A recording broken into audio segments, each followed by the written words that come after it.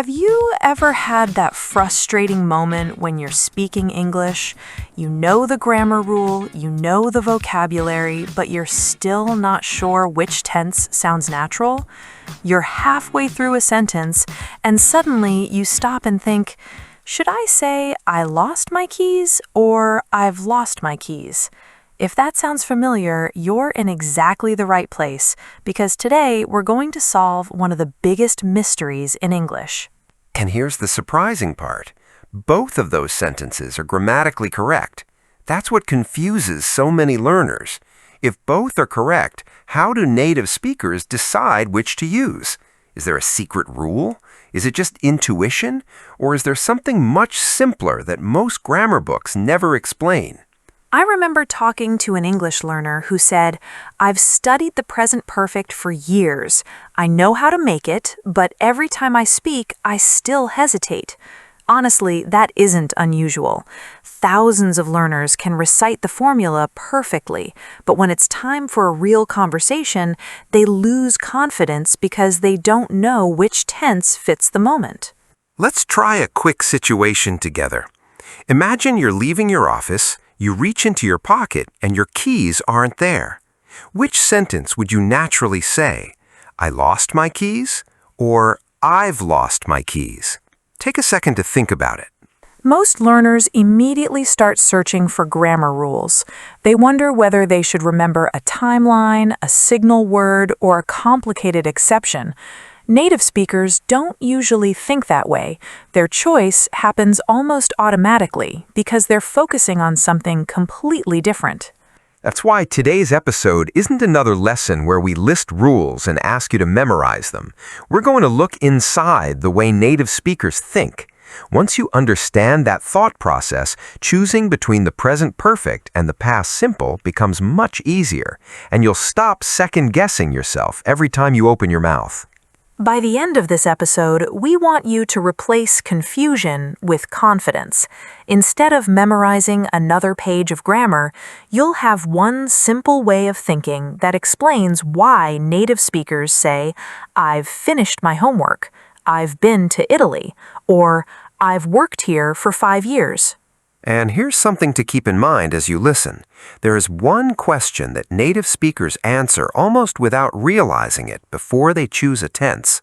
Most English learners are never taught that question, yet it explains almost every natural use of the present perfect. Once you discover it, you'll start hearing this tense differently in movies, podcasts, conversations, and even your own speech. So stay with us because that one question has the power to change the way you think about English grammar forever. Before we reveal it, let's first understand why so many learners struggle with the present perfect even after studying it for years. Once we uncover the real problem, the solution will make perfect sense. That's such an important point because the problem is usually not a lack of knowledge. Most learners have already studied the present perfect more than once. They've completed the exercises, they've memorized the formula, and they can often recognize it in a textbook. Yet when it's time to speak, the confidence suddenly disappears. So if you've ever thought, why can't I use the present perfect confidently even though I've studied it so many times? You're definitely not alone. In fact, many learners reach an intermediate or even advanced level and still pause before saying a sentence because they're afraid of choosing the wrong tense. Let's understand this with the help of an example. Imagine a colleague asks, "Have you finished the presentation?" You know both tenses exist, but your brain starts racing. Should you answer, "Yes, I finished it," or "Yes, I've finished it"? Instead of responding naturally, you're mentally searching through grammar rules while the conversation keeps moving. That's the moment when many learners lose confidence. They don't stop because they don't know English. They stop because they're trying to remember a rule instead of thinking about what they actually want to communicate. Here's something interesting. Native speakers don't usually build a sentence by asking themselves, which grammar chapter does this belong to? They aren't running through a checklist of tenses in their heads. They're focused on the message. The grammar follows the meaning. That's a huge shift in perspective. We often believe that fluency comes from memorizing more rules, but fluent speakers aren't constantly thinking about grammar. They're thinking about ideas, situations, and the effect they want their words to have on the listener. So let's challenge a very common belief. The problem isn't that you don't know the present perfect. The problem is that nobody showed you how native speakers decide to use it. Once you understand that decision, everything starts to connect. Those separate grammar rules stop feeling like separate rules because they're all built on the same simple idea. And that's why today's episode isn't about adding more information to your memory. It's about replacing confusion with clarity. Instead of asking, which tense should I use, you'll begin asking a much more useful question, one that native speakers almost answer without realizing it. So, what exactly goes through a native speaker's mind before they say, "I've finished," instead of "I finished"? That's the question we're about to answer, and once you hear it, you'll start noticing it everywhere. So, are you ready for that question we've been talking about? The one that native speakers answer almost automatically before they choose a tense? Here it is. It's surprisingly simple. Does the past still matter now? That's it? That's it. It may sound almost too simple, but this single question explains why native speakers choose the present perfect in so many everyday situations. They're not thinking about grammar charts or memorized rules. They're asking themselves whether something that happened before is still connected to the present moment.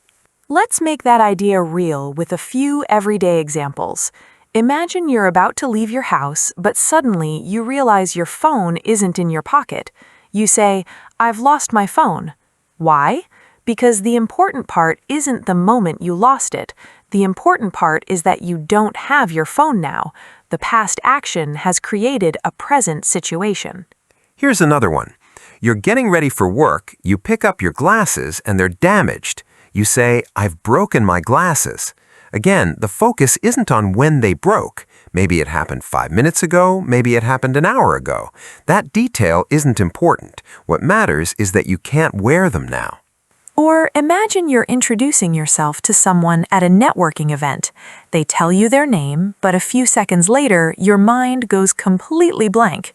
You smile awkwardly and say, "I'm so sorry, I've forgotten your name." You're not trying to tell the story of forgetting it. You're explaining your current situation. Right now, you can't remember it. Now, let's consider another example. "I've finished the report," which really means the report is ready now. "I've cleaned the kitchen," meaning the kitchen is clean now. "I've sent you the email," explains you can check your inbox now. Notice something interesting. None of these sentences are really about history. They're about the present. The past action simply explains why the present looks the way it does. That's the shift many learners never make. They focus on when something happened. Native speakers often focus on why it matters now. And this is the moment where everything starts to fall into place. Native speakers don't ask, which tense is this? They ask, does the past still matter now? If the answer is yes, the present perfect often becomes the most natural choice. Keep that question in your mind because we're about to test it in different situations. You'll see that the same idea works again and again, whether you're talking about work, travel, family, or everyday life. I think we should start applying it on one of the most common situations. You're sitting in the exam and suddenly you realize that you have lost your pen. What would you say? "I lost my pen" or "I've lost my pen"? Take a moment to decide. Most native speakers would naturally say, "I've lost my pen." Why?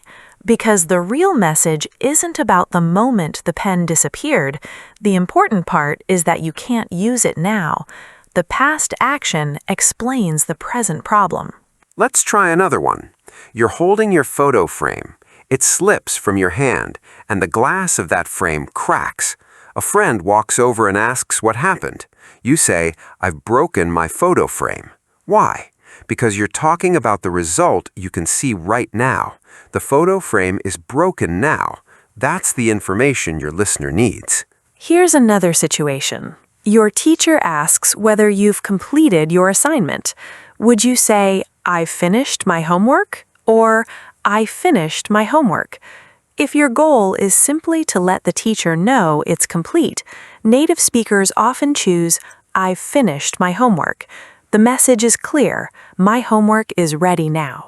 Notice something important. In every example, the present situation is doing the real work. The past action is only there to explain why things are the way they are today. So let's keep going. Imagine you're carrying a cup of coffee to your desk. Someone accidentally bumps into you, and coffee ends up all over your shirt. A colleague asks, "Are you okay?" You reply, "I've spilled my coffee." Why? Because everyone can immediately see the result. Your shirt is wet, your coffee is gone. The situation is affecting you now. You have explained your examples perfectly, Max. Here's one more situation that almost everyone can relate to. You try to log into your email, but after a few attempts, nothing works. You sigh and say, "I've forgotten my password." Again, the important message isn't that forgetting happened sometime earlier. It's that you can't log in now. Your current problem comes from a past action. Exactly. Now, here's the last example for you where you can see that the present perfect is the inevitable choice for native speakers. You're meeting a friend for lunch, but when you arrive at the bus stop, the bus has already left. You call your friend and say, "I've missed the bus." Why? Because the result matters immediately. You're going to be late. That's the reason you're calling. Can you see the pattern now? Lost pen, broken frame, finished homework, spilled coffee, forgotten password, missed bus. Different situations, different vocabulary, but exactly the same way of thinking. Every time the past action creates a present reality.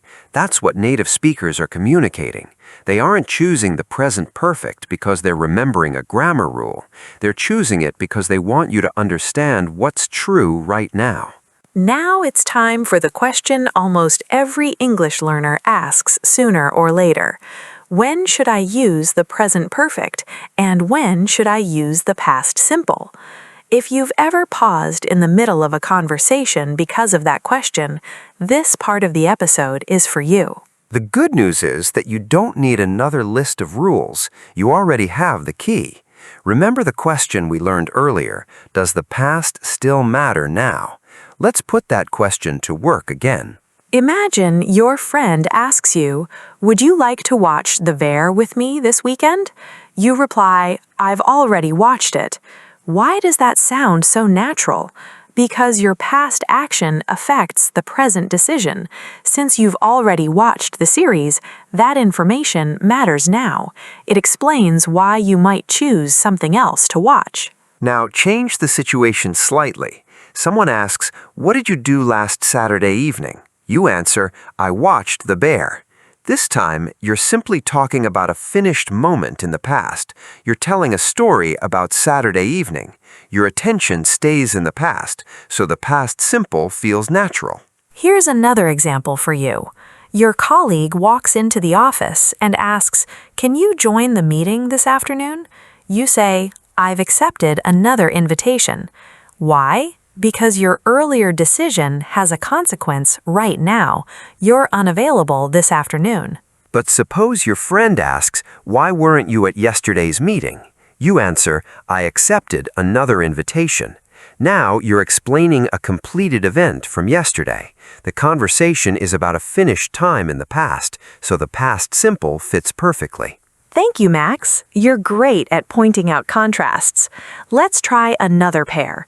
Your family is deciding where to eat tonight. Someone suggests a new restaurant. You say, "I've tried that place." You're sharing an experience that helps everyone make a decision now. But imagine if someone asks, "Where did you hang out last night?" You answer, "I tried that new restaurant." Now you're talking about a specific occasion in the past. The exact time matters, so the past simple is the better choice. One more example. Your manager asks whether you can help me with this client tomorrow. You reply, "I've promised to help another team." Your promise from the past is still active. It affects what you can do now. Let's compare that with this. What happened during yesterday's planning meeting? I promised to help another team. You're simply reporting what happened in that meeting. The action belongs to a completed moment in the past. Are you noticing what's happening? In every pair, the verbs change very little, but the speaker's purpose changes completely. Exactly. Native speakers aren't asking themselves, should I use the present perfect or the past simple? They're thinking about the situation. If they're describing a finished event, they naturally use the past simple. If they're showing that a past action is still influencing the present, they naturally choose the present perfect. And that's why memorizing rules only takes you so far. If you understand the speaker's purpose, choosing the tense becomes much more natural. You are right. Now, let our viewers learn the present perfect through a short interactive conversation. For the next couple of minutes, forget about the grammar rules. Just listen carefully to the conversation between Mia and me, and pay attention to how we use the present perfect naturally in real-life conversation. So, are we ready? Yes. So, Max, it's been a while since we've had a chance to sit down and chat. How have things been? They've been great, actually. I've joined a photography club recently, and it's completely changed how I spend my weekends. I've even started getting up early just to catch the sunrise with my camera. That sounds like a lot of fun. I've always admired people who enjoy photography, but I've never really learned how to use a proper camera. Maybe one day you'll teach me. I'd love to. What about you? Have you been working on anything interesting lately? Actually, yes. I've signed up for a cooking course, and it's been much more challenging than I expected. I've discovered that making simple dishes well isn't as easy as it looks. That's true. I've watched plenty of cooking videos, but watching and cooking are two very different things. Exactly. And speaking of learning new things, have you planned anything for this weekend? Yes, my cousins have come to town, so we're planning a short road trip together. We haven't spent time together in ages, so everyone's really looking forward to it. That'll be nice. My parents have invited the whole family over on Sunday, so I think it's going to be a busy weekend for me, too. Sounds like both of us have plenty to look forward to. Now, let's think about the conversation you just heard. Did you notice that we never stopped to think about grammar? Every present perfect sentence appeared naturally because something from the past was still connected to the present. I've joined a photography club. The club is still part of my life today. I've signed up for a cooking course. The course is still continuing. I've discovered that making simple dishes isn't as easy as it looks.